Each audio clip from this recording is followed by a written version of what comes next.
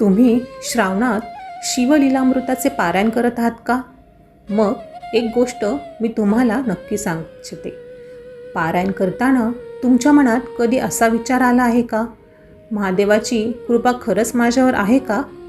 जर हा प्रश्न तुमच्या मनातही येत असेल तर हा व्हिडिओ शेवटपर्यंत ऐका. कारण महादेवाची कृपा झाली की नेहमी काही मोठा चमत्कार घडतोच असं नाही.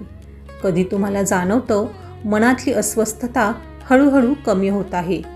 ज्या गोष्टीची खूप चिंता वाटत होती तीच गोष्ट आता शांतपणे स्वीकारण्याची ताकद तुमच्यात येत आहे. कधी अचानक महादेवाचं नामस्मरण करण्याची इच्छा होते आणि कधी कोणतंही कारण नसताना मनात एक वेगळीच शांतता निर्माण होते. तुमच्यासोबतही असं काही घडत असेल तर त्याकडे श्रद्धेने पहा. पण एक गोष्ट लक्षात ठेवा, महादेवाची कृपा म्हणजे आपल्या आयुष्यात कधीच अडचणी येणार नाही असं नाही.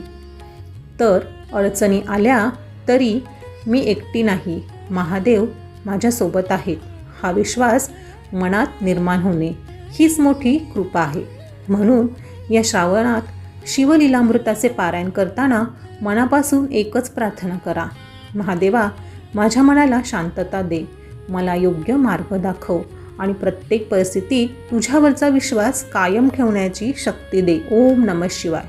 महादेव तुमच्या मनोकामना पूर्ण करो. हर हर महादेव.